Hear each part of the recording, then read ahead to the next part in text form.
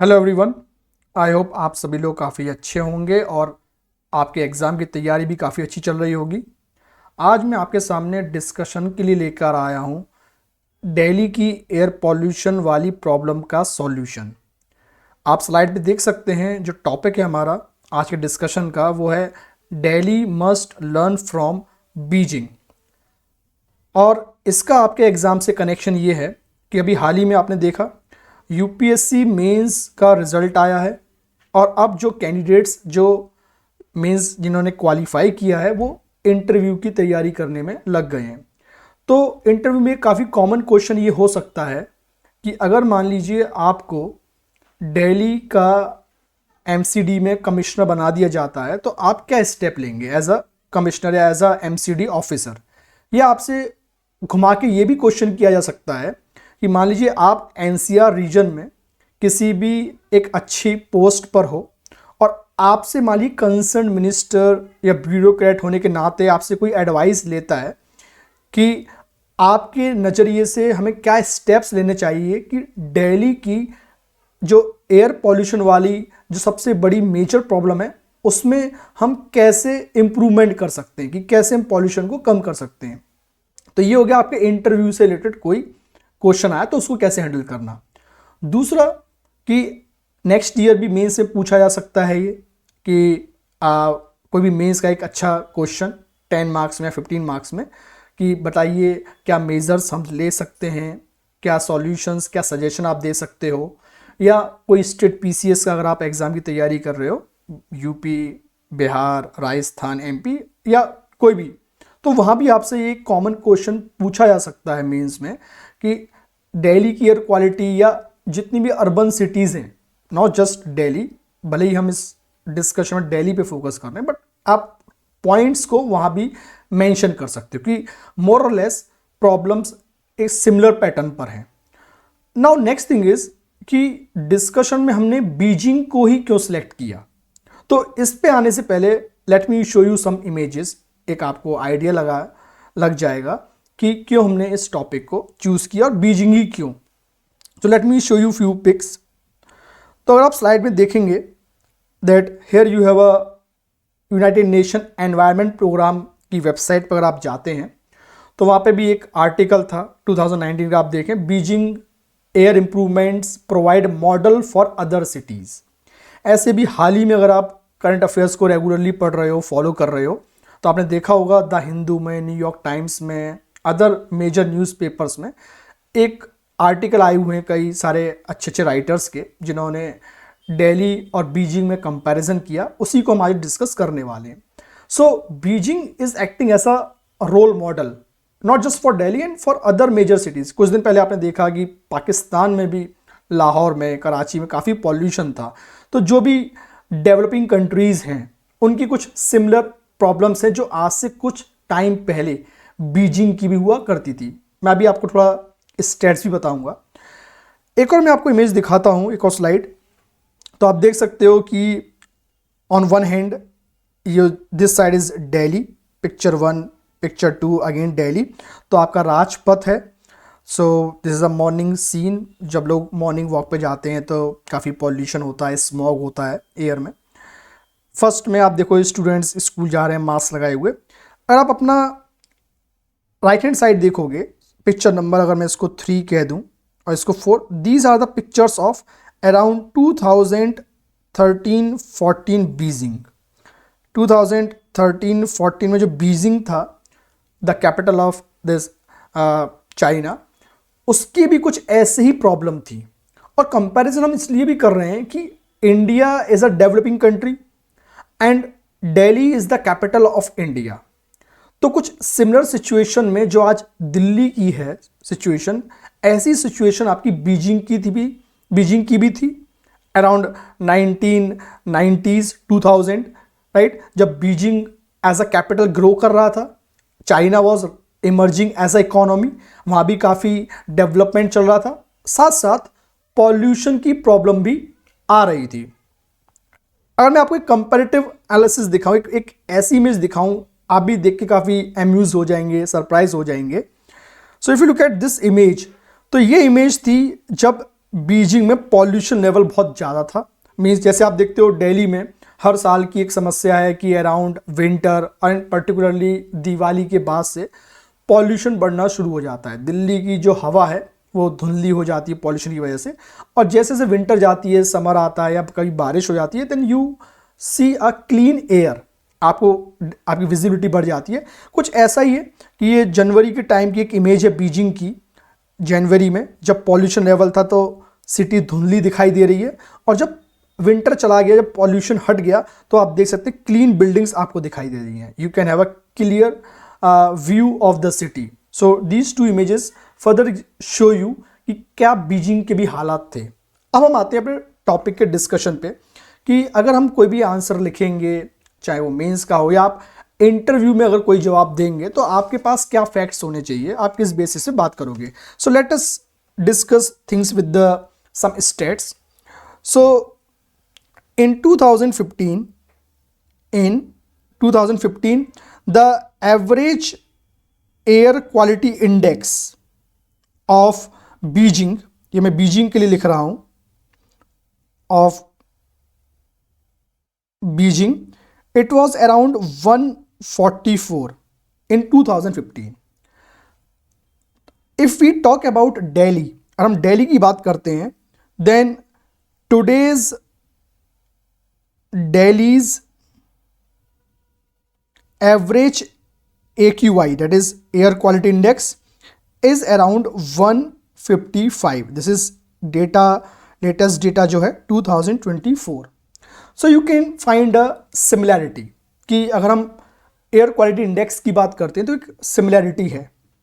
Now question arises कि Beijing ने फिर क्या किया, उस हम सॉल्यूशन पे भी आएंगे कि बीजिंग ने कैसे इसको हैंडल किया। आज बीजिंग का एयर पॉल्यूशन लेवल काफ़ी कम है, और बीजिंग जो one of the major polluted city of the world हुआ करती थी आज से ऑलमोस्ट 10 ईयर्स बैक, आज एक तरह से क्लीन सिटी में आती जा रही है, और जबकि डेवलपमेंट भी साथ साथ चल रहा है।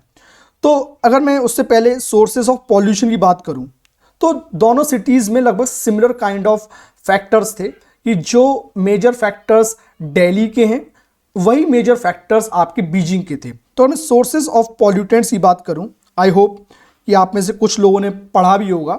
सो सोर्सेज ऑफ पॉल्यूशन में दिल्ली के केस में I am telling you here in the case of Delhi and similar to Beijing, ये ऐसा ही था।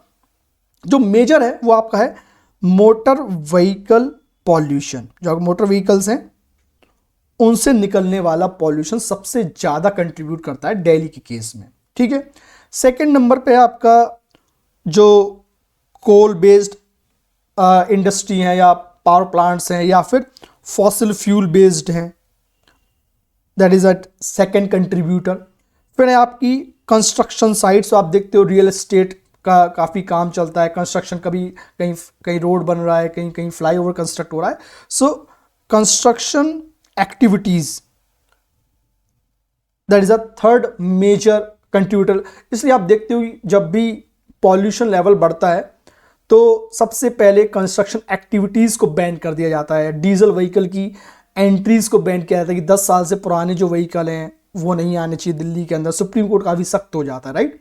तो ये एक चीज़। इसके अलावा फिर मिसलेनियस, जैसे आप देखते हो हर साल की घटना होती है कि आसपास से जो स्टबल बर्निंग, पराली जलाने की जो हम बात करते हैं, वो सब भी इसमें है। तो फैक्टर्स हमने डिस्कस एक ब्रीफली कर लिए, राइट। तो ये सब फैक्टर्स बीजिंग के केस में भी मौजूद थे।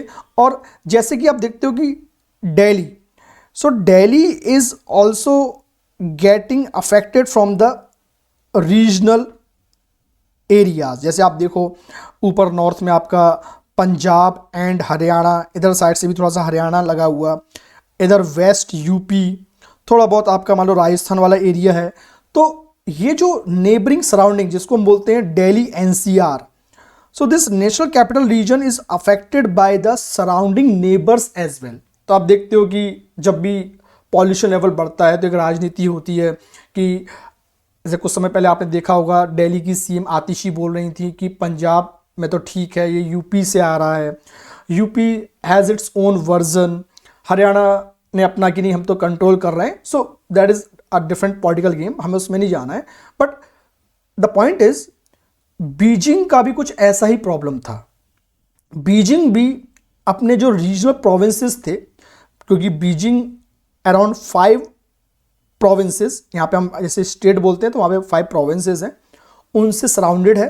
तो वहाँ से भी पॉल्यूशन जो होता था बीजिंग में आता था, तो उससे भी बीजिंग की प्रॉब्लम बढ़ती थी। एक तो लोकल पॉल्यूशन जैसे दिल्ली का अपना पॉल्यूशन, प्लस आस पास से जो आ रहा है पराली जलाने की वजह से और भी कारणों से, तो वो भी कंट्रीब्यूट कर रहा है। तो ये एक सिमिलर चीज थी। नाउ नेक्स्ट थिंग इज कि बीजिंग ने किया क्या। So the next point is जो हमारे कंसर्न का है, समझने का है, और आपसे जब पूछा जाए इंटरव्यू में या मेंस में आप बता सकते हो। So next major part of our discussion is efforts taken by Beijing. Beijing ने क्या किया। So the thing is Beijing first of all identified the sources. So sources को आइडेंटिफाई किया, sources identified. So they find out 3 types of major sources. कौन कौन से थे। Energy structure, energy structure जैसे कोल कंबशन हो गया, तो मेनली मैं यहाँ पे कोल लिख देता हूँ, coal power plants. Then transportation, transportation structure means जो भी उसके कंपोनेंट्स हैं। And the third one is construction and industrial activities, construction and industrial activities. ठीक है। Now if I just share the percentage, so आपका जो मेजर पॉल्यूटेंट है particulate matter 2.5 PM 2.5, इसका लगभग 22% कंट्रीब्यूटर था आपका ये वाला portion, coal combustion and energy structure. 31% contribute करता था आपका ट्रांसपोर्ट, एंड 33% करता था आपका कंस्ट्रक्शन एक्टिविटी। कुछ ऐसा ही दिल्ली का भी है। नाउ जब बीजिंग ने ये सोर्सेज आइडेंटिफाई किए, so based on the symptoms of the problem कि भाई क्या क्या फैक्टर्स हैं जो पॉल्यूशन में कंट्रीब्यूशन कर रहे हैं, based on those factors they develop the solution. अब हम सॉल्यूशन की बात करते हैं रेस्पेक्टिवली। तो इसके लिए क्या सॉल्यूशन निकाला उन्होंने, we are not talking about the solutions. So first is clean energy drive. उन्होंने क्लीन एनर्जी पे बहुत जोर दिया। आप देखते हो कि आज भी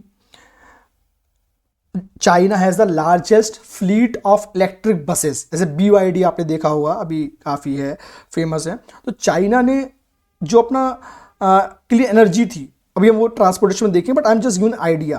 तो क्लीन एनर्जी ड्राइव है ना, ग्रीन एनर्जी पे, कोल का जो यूटिलाइजेशन है वो कम किया। So elimination of bulk coal energy generation, so elimination of bulk civil coal combustion. अब मैं सिविल वाली बात क्यों बोल रहा हूं कि चाइना में क्या होता था, खासकर बीजिंग में विंटर में लोग अपनी रेसिडेंशियल बिल्डिंग्स में विंटर में अपने आप को सपोर्ट करने के लिए, गर्म करने के लिए कोल का यूज करते थे। जैसे हम इलेक्ट्रिक हीटर यूज करते हैं उस तरह से, तो कोल का means either to produce energy and to keep the residential building warm, तो उससे भी एक जनरेट होता था, तो उसको उन्होंने एलिमिनेट किया। इसके अलावा जो कोल फायर्ड पावर प्लांट्स थे उनको रिनोवेट किया, right. So renovation of boiler, renovation of boiler. यहाँ पे कुछ टर्म्स टेक्निकल हो सकते हैं, but you need not to worry about them, क्योंकि आपको इतना टेक्निकली वहां पे आंसर नहीं लिखना है। You have to just give an idea, interview हो या मेंस में हो, है ना। This thing.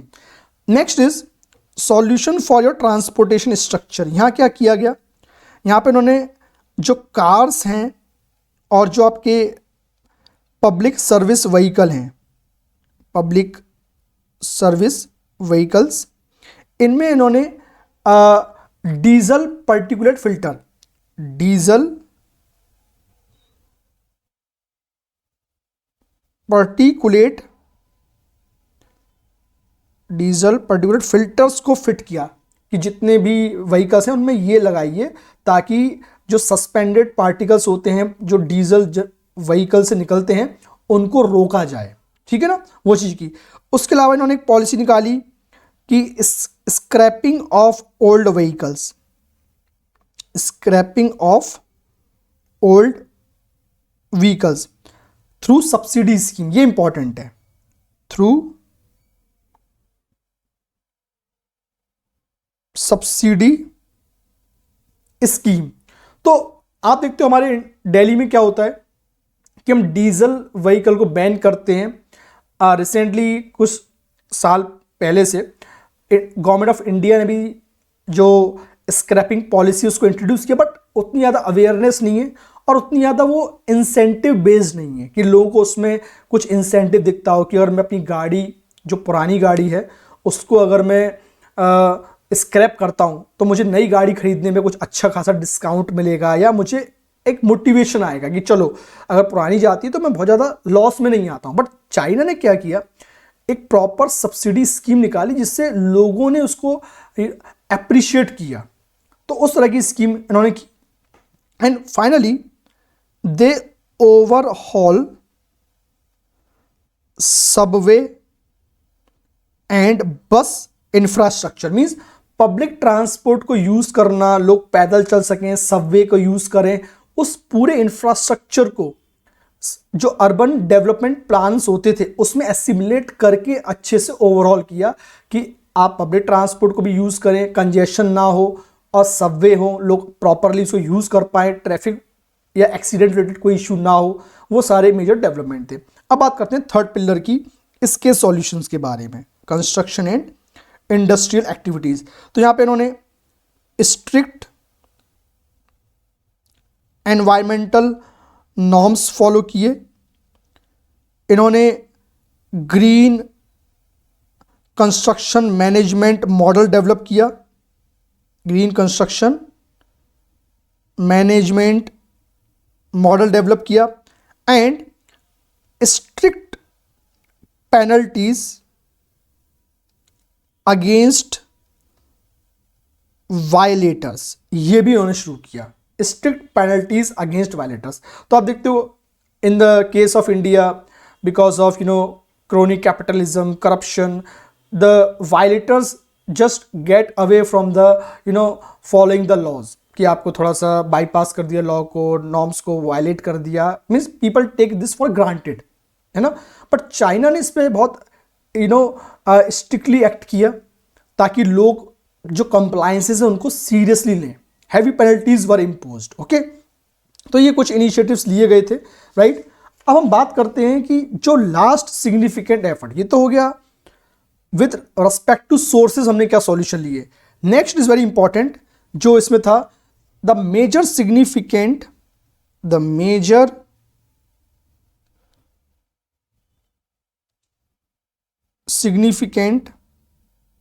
एफर्ट, वो क्या था, क्या आप गैस कर सकते हो? It was the collaborative effort, that is regional cooperation of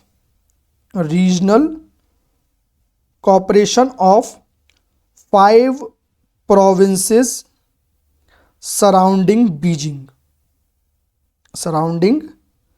Beijing. तो इन्होंने क्या किया, they developed a joint plan, इन्होंने जॉइंट प्लान किया। तो जैसे आप देखते हो दिल्ली गवर्नमेंट अपना अलग काम कर रही है, यूपी गवर्नमेंट अलग एफर्ट ले रही है, हरियाणा अलग एफर्ट ले रहा है, पंजाब अलग एफर्ट ले रहा है, but here what happened that Beijing in association with its regional partners, the surrounding provinces, it developed a joint plan कि हम सब एक joint responsibility लेते हैं, collaborate करते हैं, cooperate करते हैं एक दूसरे को in order to address the air quality of the Beijing. So that is very important thing, right? So जैसे आप बात करते हो, कभी हम बात करते हैं इंडिया में collective federalism, एक टर्म आपने सुना होगा, we keep hearing about this term called collective federalism और कोऑपरेटिव फेडरलिज्म, है ना। तो आप इसको भी कोट कर सकते हो अपने आंसर राइटिंग में, अपने इंटरव्यू में, that since we are a federal country, so to address the problem of this Delhi's air pollution we need the cooperative federalism, we need cooperation, because ये प्रॉब्लम खाली दिल्ली की नहीं है कि दिल्ली की, ये पूरे एनसीआर रीजन की प्रॉब्लम है। अगर इसको हमें एड्रेस करना है then we need the support of UP, Haryana, Punjab, right. तो ये बहुत इंपॉर्टेंट है। नाउ इतने सब एफर्ट लेने के बाद आउटकम क्या हुआ, क्या क्या बेनिफिट हुआ या रिजल्ट क्या निकला? So let me share some stats with you that what result Beijing got after all these efforts. So outcome is that basically Beijing targeted 4 major pollutants, और आपको प्रीलिम्स में भी पूछ सकते हैं कि भाई कौन से 4 बड़े लेवल पे पॉल्यूटेंट्स होते हैं। So let me tell you, sulphur dioxide, sulphur dioxide, nitrogen oxide, then volatile organic compounds जिनको VOCs बोलते हैं, एंड योर पर्टिकुलेट मैटर 2.5, जो थोड़ी देर पहले मैंने आपको दिखाया भी था कंट्रीब्यूटर्स में कि कौन कितना % कंट्रीब्यूट करता है PM 2.5 में, कंस्ट्रक्शन एक्टिविटी, कोल फायर, तो वो ये वही वाला है। So after taking the efforts which we discuss previously, the level of this 4 major pollutants they fell by, ये आपका 83% कम हो गया, ये आपका 43% कम हो गया, ये आपका 42% कम हो गया, और ये आपका 59% कम हो गया। So you can just appreciate almost कुछ पॉल्यूटेंट्स, मेजर पॉल्यूटेंट्स 50% कम हो गए, कुछ ऑलमोस्ट ख़त्म ही हो गए, और कुछ 60%।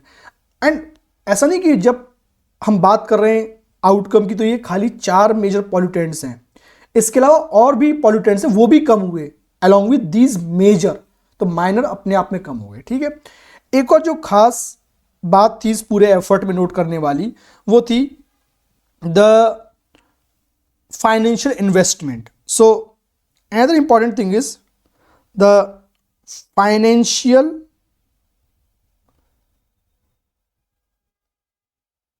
Commitment made by the government. तो इस जो एफर्ट थे बीजिंग के, भले ही ये बहुत पहले से चल रहे थे, इनका जो मेन फेज था फाइनल वाला वो था 2013 से 2017। And for your surprise I am just coating the fact that during this time, during this phase of the war against pollution, the Beijing spent 6 times more fund, means there was a huge jump of funds। जैसे आप देखते हो हमारे budget में हम double कर दिया, 1.5 times कर दिया, but you can see from here that for this phase, the last phase of Beijing's fight against pollution, the rise in the investment of funds was 6 times। तो आप देखो कि पैसा खर्च करने में भी बीजिंग की गवर्नमेंट पीछे नहीं थी। So means there was political will. अब बात करते हैं कि दिल्ली इसमें क्या कर सकता है।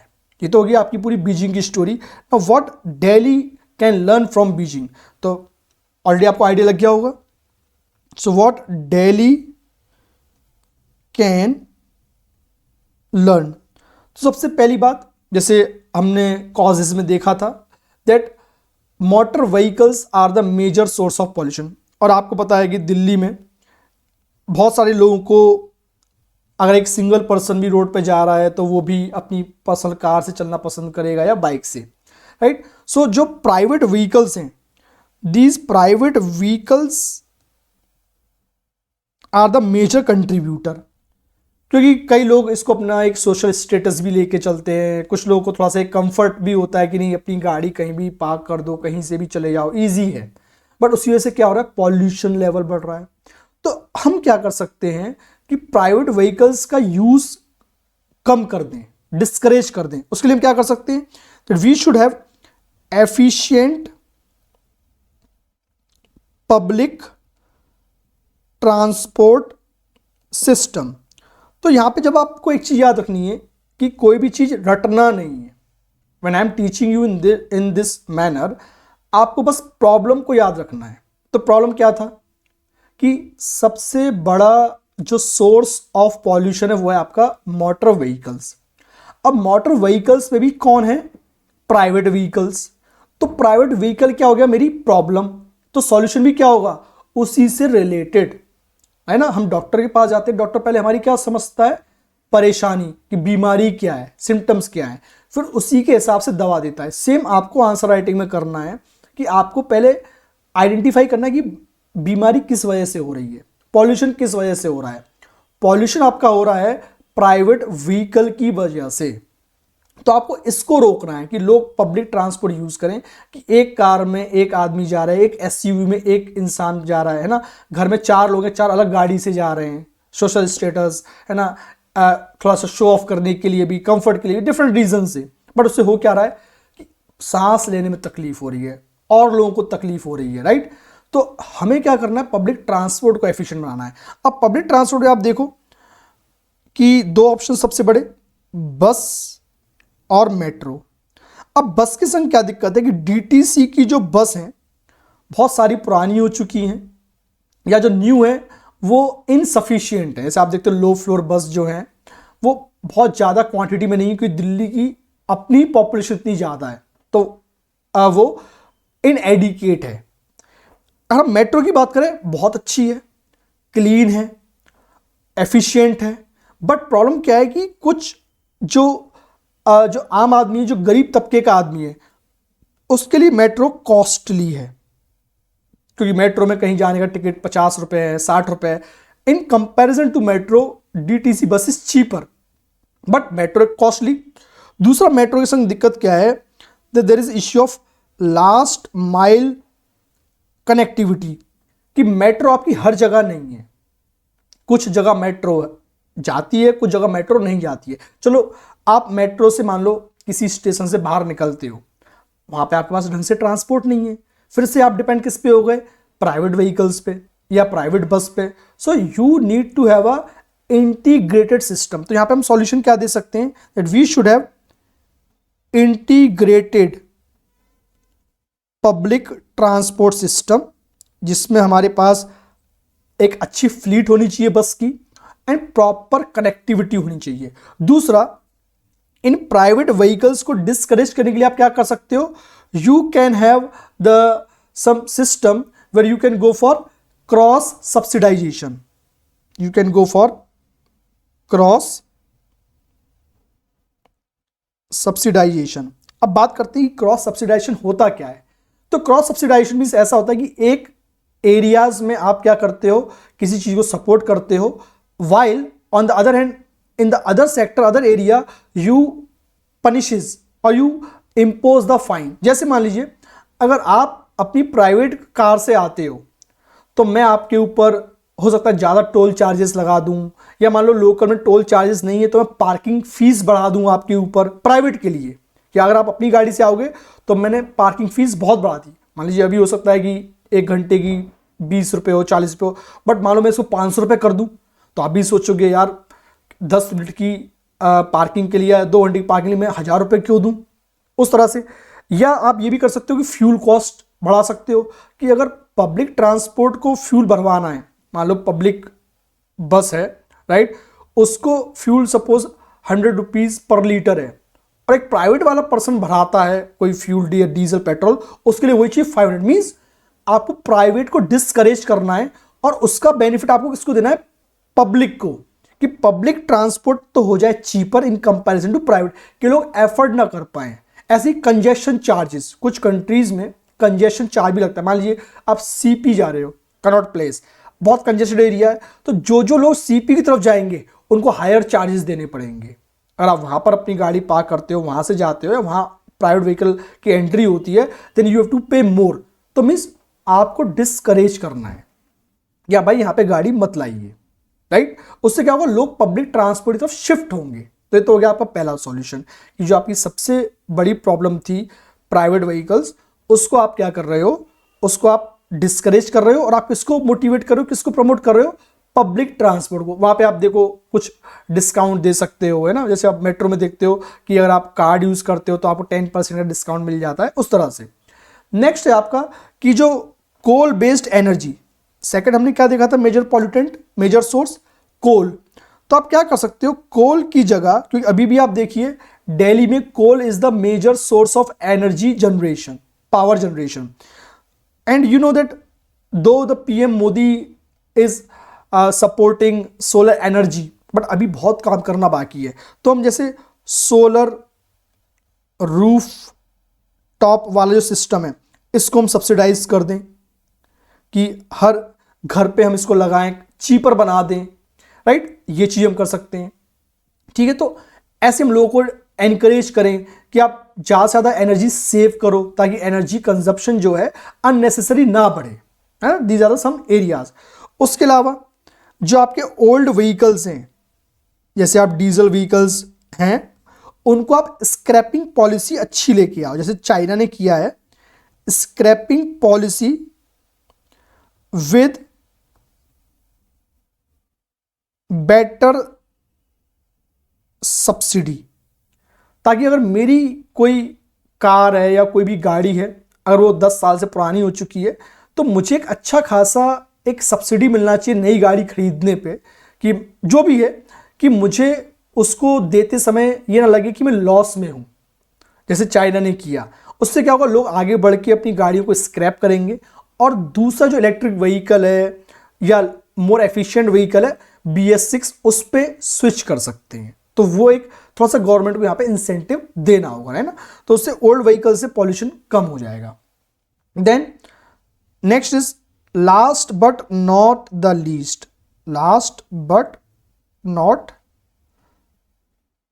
The least, the people of Delhi, people of Delhi NCR, they must come forward, they must be vocal about their fundamental rights, क्योंकि आर्टिकल 21 बोलता है right to life, right to clean air. At numerous occasions, Supreme Court made it clear that right to life is the part of your fundamental right, and right to life itself includes the right to clean air. तो आप सरकार पे pressure क्यों नहीं बनाते हो? As a citizen, as a Delhiite, आप जब लोग चुनाव के लिए जो आपके जब पॉलिटिशियंस वोट मांगने आते हैं, अभी दिल्ली में चुनाव होने वाले हैं, आप एयर पॉल्यूशन सबसे बड़ा मुद्दा बनाइए कि भाई हम सांस नहीं ले पा रहे, पहले एयर पर अटैक करो। कितना हम घर पे एयर प्योरीफायर लगाएंगे? मैं कहाँ एयर प्योरीफायर लगाता फिरूंगा, है ना। बच्चे कब तक स्कूल नहीं जाएंगे? स्कूल बंद करना, हर साल की वही कहानी, है ना। हर साल दिल्ली की हवा हुई खराब, जहरीली, है ना, दिल्ली गेट्स चोक्ड। मुझे परमानेंट सॉल्यूशन चाहिए, और वो तभी आएगा जब आप और मैं जो दिल्ली में रहते हैं सरकार के ऊपर प्रेशर बनाएंगे। We should make the government accountable. Taxpayer से हम as a taxpayer we should raise our voice कि भाई मैं टैक्स देता हूं, यहाँ पे हम यहाँ पे काम करते हैं, कहाँ जा रहा है ये पैसा? हमें शुद्ध हवा, शुद्ध पानी नहीं पा रहा तो हमें क्या मिलेगा? किस तरह की प्रोग्रेस हम कर रहे हैं? That is how we need to raise such concerns in front of the government. At the end of the day, under the democracy, we the people of India, we have the power. तो हम ये चीज हमें करनी है, because कोई भी revolution, कोई भी effort without people cooperation, without people awareness successful नहीं हो सकता, right. So that is how. एक जो सबसे बड़ा ऑब्स्टेकल है पॉलिटिकल विल, तो वो चीज हमें जगानी है, हमें प्रेशर करना है कि जब चुनाव आएंगे तो हम सबसे बड़ा मुद्दा ये उठाएंगे कि भाई हमें शुद्ध हवा का क्या करोगे, ताकि 2025 में, नेक्स्ट ईयर, मुझे फिर से ये ना सुनना पड़े कि एयर क्वालिटी फिर हुई ख़राब, फिर लोग घर पे चोक हो गए, उस तरह से, राइट। सो आई होप कि ये डिस्कशन आपके लिए काफ़ी फ्रूटफुल रहा होगा and you can send your suggestions comments in the comment box. आप मुझे बता सकते हो कि ऐसा और भी कोई टॉपिक जो आप चाहते हो कि सर इसको लेके आप डिस्कस करिए। अपार्ट फ्रॉम दैट, आपको पता है मेरा major subject polity and international relation, उससे रिलेटेड कोई भी इशू है, कोई टॉपिक है जो आप सोचते हो कि आपने कहीं से भी कोचिंग की हो, कहीं से भी पढ़ाई की हो कि सर आप इसके ऊपर कोई वीडियो बनाइए, हम इस पर पढ़ना चाहते हैं, then I always welcome your suggestions, your inputs, right. And I will strive I will try my best to do the needful for you, जो भी एफर्ट्स होंगे सब चीज़। एंड वीडियोस को आप लाइक जरूर करिए, चैनल को अपने जितने भी ज़रूरतमंद फ्रेंड्स हैं जो भी एक क्वालिटी डिस्कशन चाहते हैं, राइट, एंड यू नो जो लोग मुझसे पहले पढ़ चुके हैं आप लोगों में से वो जानते हैं, then and to continue these kind of discussion, तो लाइक जरूर करिए, चैनल को फैलाइए भी, बताइए भी और मुझे सजेशन भी दीजिए। So I will meet you soon in another discussion, कोई एक अच्छा टॉपिक लेके आएंगे with respect to our exam. पढ़ते रहिए, जो भी डाउट्स हैं आप मुझसे पूछ सकते हो। जो मेरा टेलीग्राम चैनल है विनीत सर यूपीएससी वाले, आप मेरे टेलीग्राम चैनल भी ज्वाइन कर सकते हो, वहाँ भी आप मुझे फीडबैक दे सकते हो, right. So thank you, keep learning, take care.